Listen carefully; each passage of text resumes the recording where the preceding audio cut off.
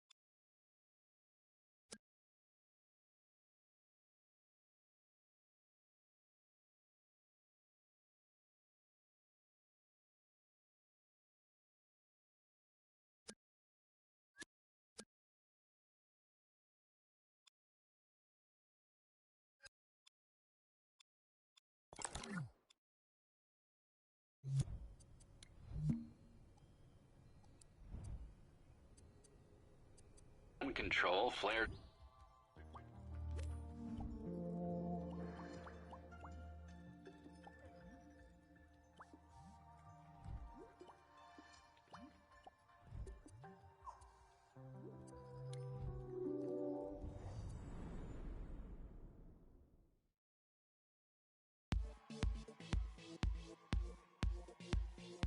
Connie's hosting a talent contest to find the best characters in the Dreamiverse.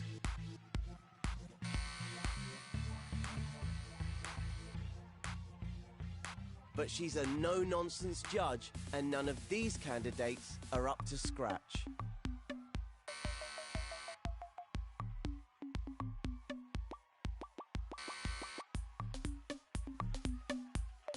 Of course, Cuthbert's no use, so let's see if we can come up with something to impress her.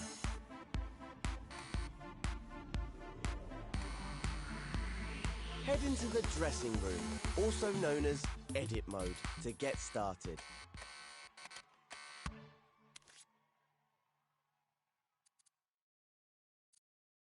In this tutorial, we'll be customizing the appearance of a puppet.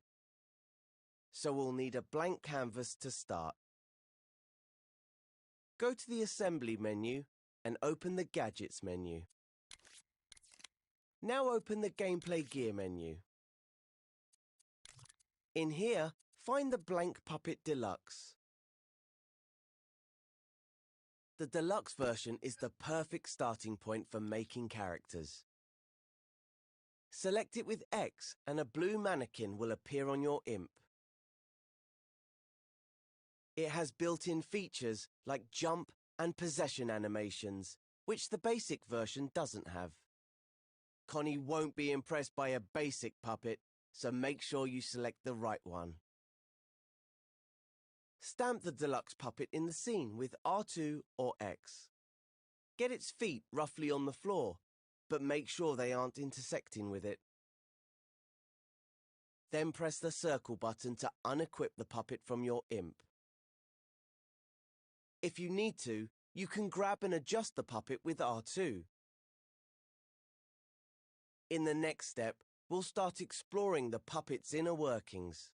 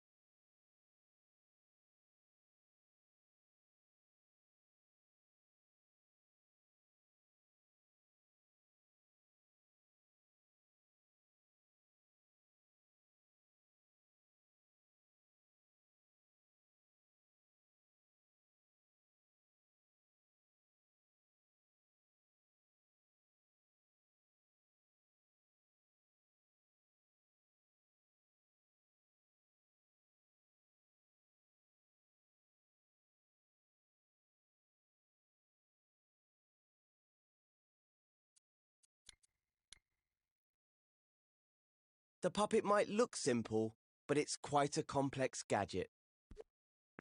So let's get to know it a little better. It's made up of many objects that have been grouped together. And just like any other group, it can be scoped into. Hover over the puppet with your imp, press and hold L1, and then press X to scope in. Below the puppet, you will now see its base and its logic microchip. If they're obscured by the floor, you may need to scope out and adjust your puppet's position. The puppet's body is made of sculptures, joined together with connectors. When scoped in, we can grab parts of the puppet to change its pose. Before we do that, find the button called Puppet Mirror in the context menu. Select this button with X, and your puppet will stay symmetrical when you pose it. Of course, you don't have to make it symmetrical, but it's a good way to start. You can always add nuance later. When you move a part of the puppet, all the parts connected to it will also move.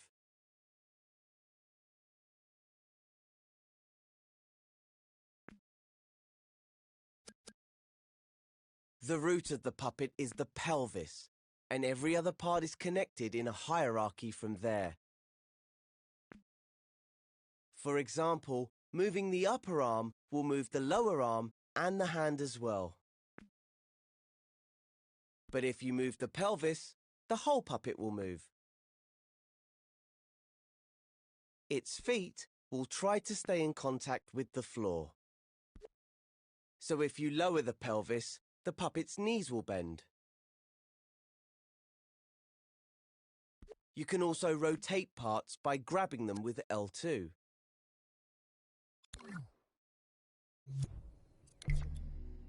Use R2 and L2 to create a new pose for the puppet.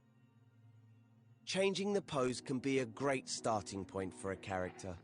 The pose could be confident, sad, scared, or aggressive.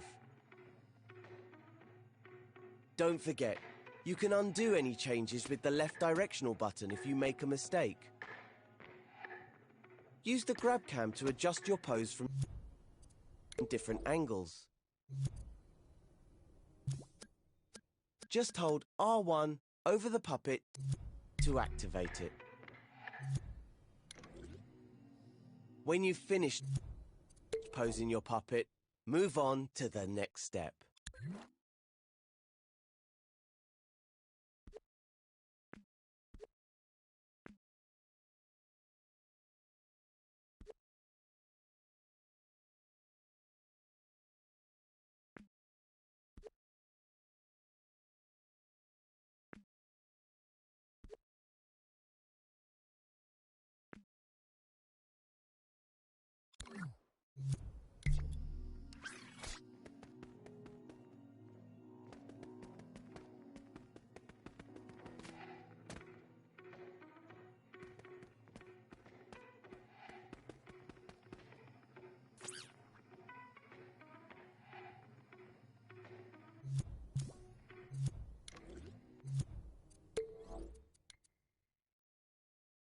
Now we've posed our puppet, we can start adjusting its proportions.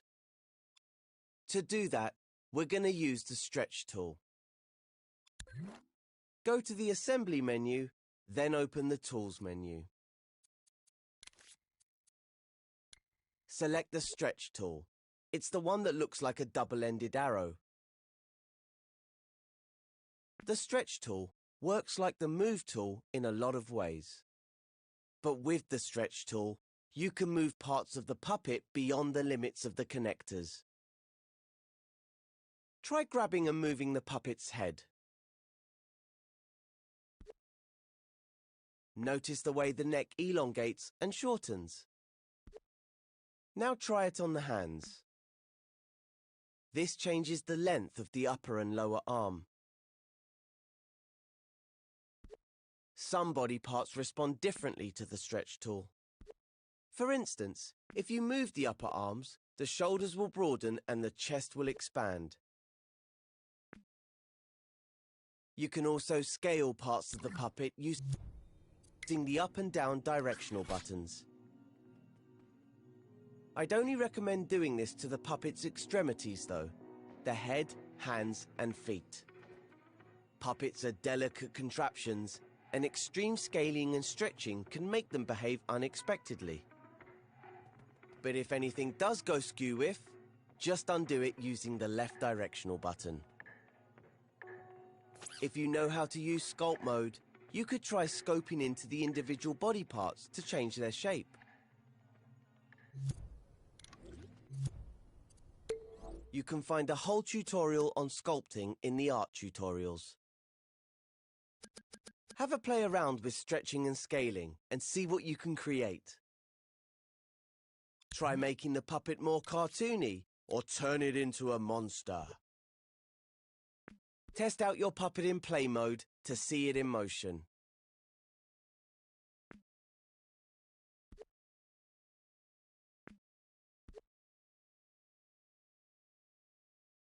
When you're done, return to edit mode. Rewind time with L3 to get your puppet back in position. In the next step, I'll show you how to color and stylize your puppet.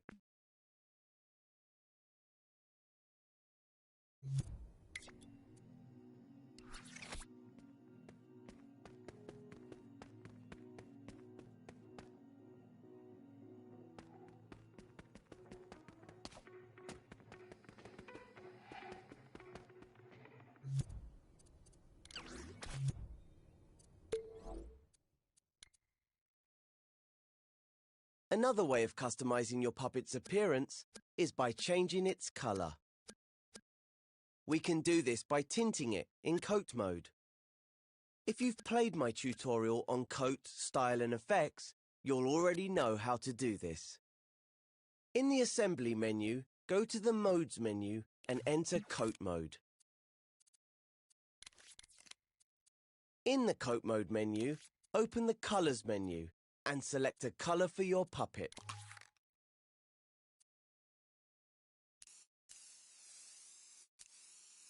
Now hover over your puppet and hold R2 to tint it with your selected color.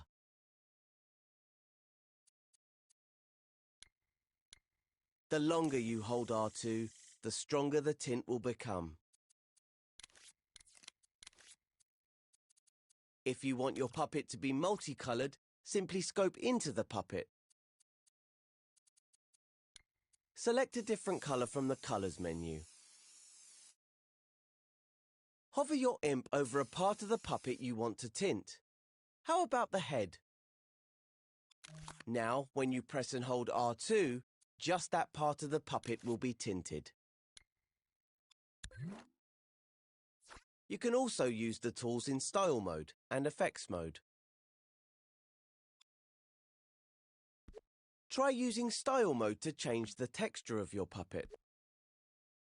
If you don't know how to use style mode, there's an art tutorial which can help you. In the next step, we'll dive into the dressing up box.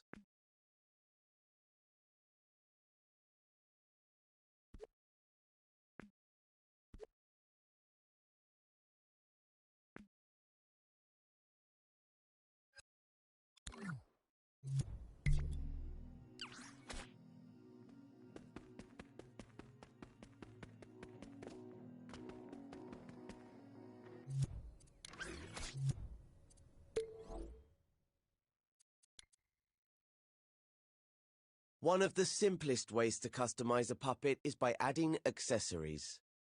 But to make sure they move with the puppet, we need to group them with a body part. Before we do that, it's important to fully understand the concept of scoping in and out of groups and objects.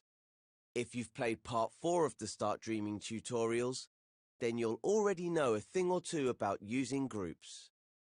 Objects in dreams are often combined into groups. which can be treated like a single object in assembly mode. Groups themselves can also be grouped. This means that you can have groups nested inside other groups. Let's try scoping in and out of something else before we invade the puppet's personal space. Over there on the floor is a hat box. Make sure you're in edit mode. Now try taking the lid off the hat box. The whole box will move because the lid, the box, and its contents have been grouped. Undo the move with the left directional button to put it back in its place. Now scope into the group. Hover over the hat box, press and hold L1 and press X. Everything but the box should go grey and blurry. If not, make sure your visual feedback preference is set to all. This shows that you've scoped into the group and can edit its contents. Now you should be able to take the lid off the hat box. Inside is another hat box. Try taking the lid off this one. I think you can guess what will happen. This smaller hat box is also grouped with its lid and contents. Remove the smaller box and place it next to the large one. Now scope into this group by holding L1 and pressing X over the smaller hat box. The original hat box will go grey and blurry as we've scoped into a subgroup. Now you should be able to open the smaller hat box. What's inside? A lovely hat! Take it out and place it next to the smaller box. When you've done that, proceed to the next step.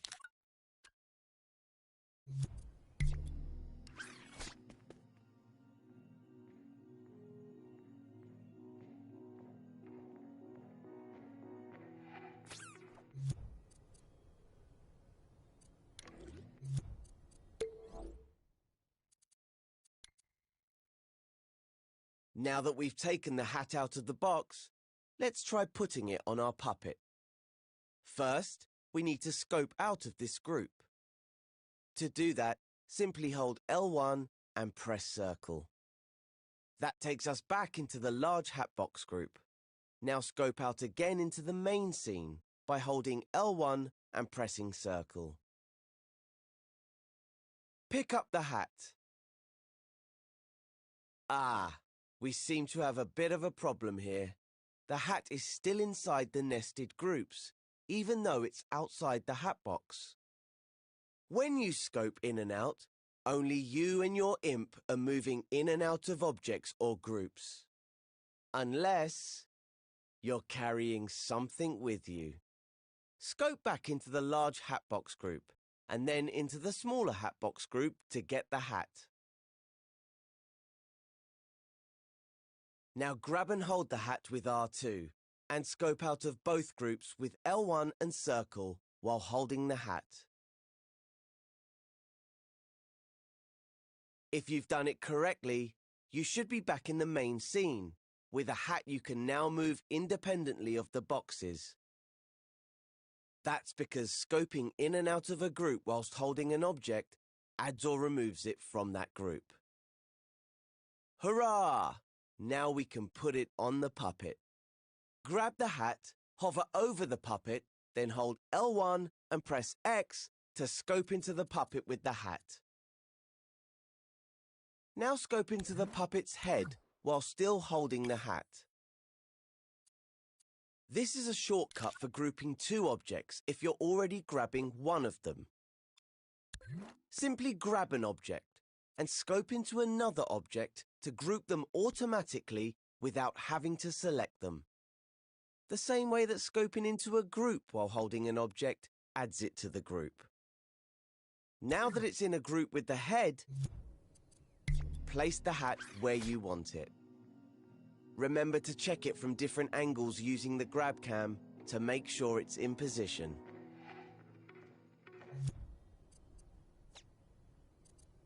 Press R2 softly to nudge if you need to make fine adjustments to the position of the hat.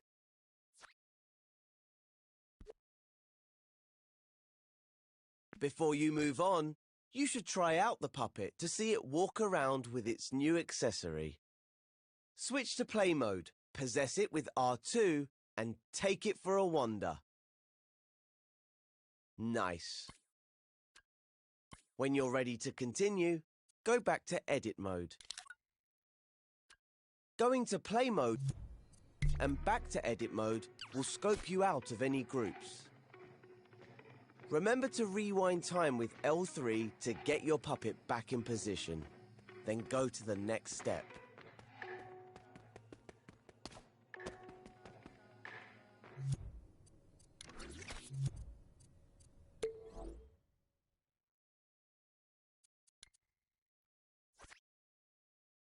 Okay, let's add some more accessories before our puppet's stage debut. Open the assembly menu and select Search, the button with the magnifying glass, to search for an element. Usually, you'd be in the Dreamiverse here, but for this tutorial, I've kept things simple and curated a collection of elements for you to use. Take a look at some of the accessories in the collection. Select one you like with X. You'll now have your chosen accessory on your imp. Don't stamp it down yet, though. First, we need to scope into the puppet. You can do this even when you have an element from the Dreamiverse on your imp. Scope in with L1 and X, and then scope into the body part that you want to attach it to. If that body part is already in its own group, you'll enter that L1 and X. First, we need to scope into the puppet. You can do this even when you have an element from the Dreamiverse on your imp. Scope in with L1 and X, and then scope into the body part that you want to attach it to. If that body part is already in its own group, you'll enter that group. But if the body part is just a sculpture, then you'll create a new group when you stamp the object down. Once the accessory is in the group, you can adjust the accessory while you're there.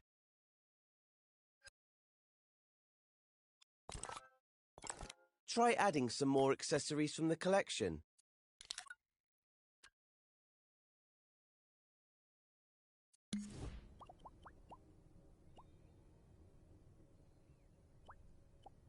Then it's important to test the puppet in play mode to check that the accessory is attached correctly.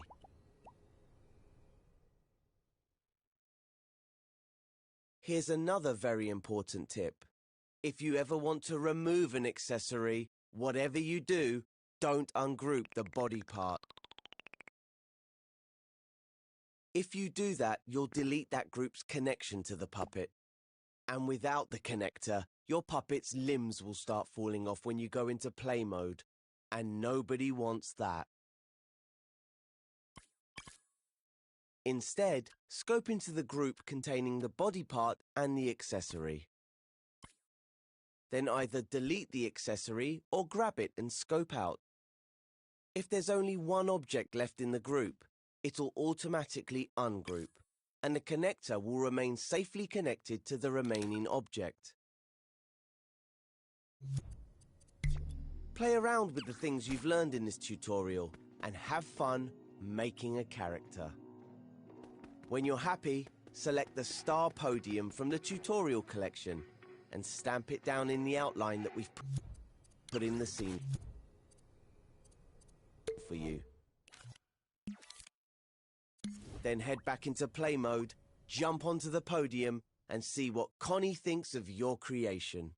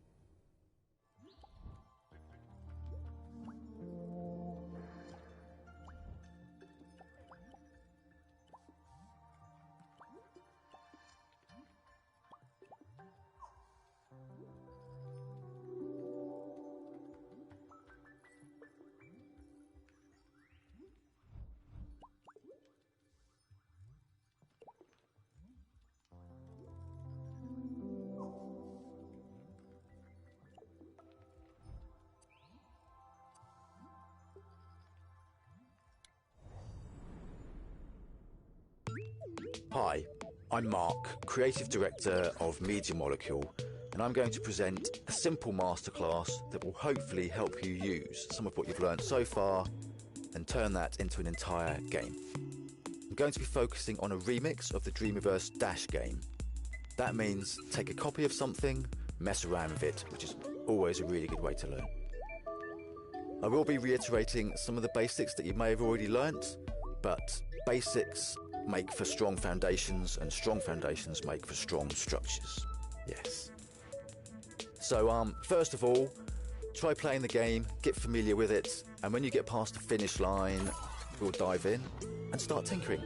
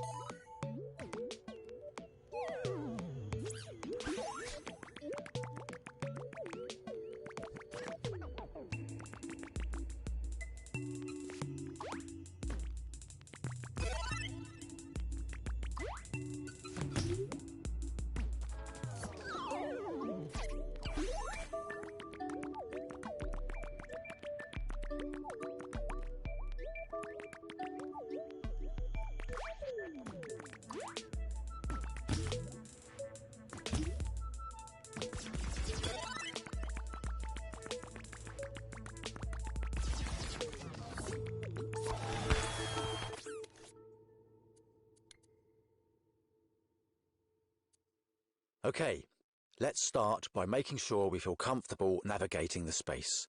So here's a quick reminder of how we do this.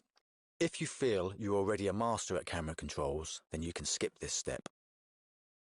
Use the left stick to move forwards, backwards, left or right. Use the right stick to look in a different direction. If I hold down L1, I can now use the left stick to move up and down instead of forward and backward. We use the L1 button a lot to alter the functionality of other buttons, much like a shift key on a computer keyboard. So, if you ever hear me accidentally say shift, you'll know I mean L1. This level is pretty large, and it's pretty slow using this method if you want to get to the other side of the track, for example. So let's remind ourselves of some quicker ways of moving around. If I position my imp tip over a place I want to go, I can hold down L1 and tap R1. This will zip us there in an instant.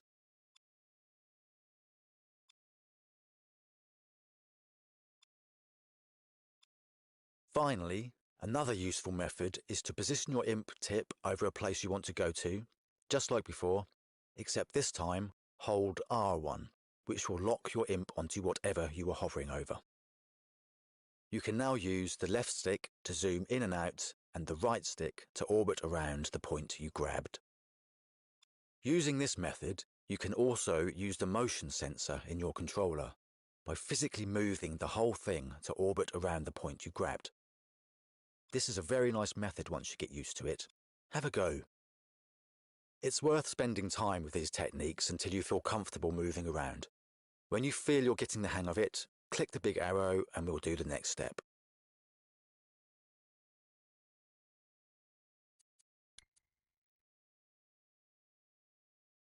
Okay, you should be confident about moving around with camera controls now, so let's start changing the actual scene. Before we do that though, you may have noticed lots of these little bright cubes scattered around. These are gadgets. We don't need to see them for now, so let's hide them. Go to the menu, find the Show Hide button, and make sure electronics are turned off. That'll make things a bit clearer. Okay, let's start changing the track layout. In this step, I'll be talking about deleting, moving, and cloning. If you feel you're already a master of these techniques, then feel free to skip this step. A really easy thing to do is just delete some bits. Position your imp tip over a module. You'll see it highlight to show which thing you're over, and then you can simply press the triangle button to delete it. You'll also find a delete tool in the menu.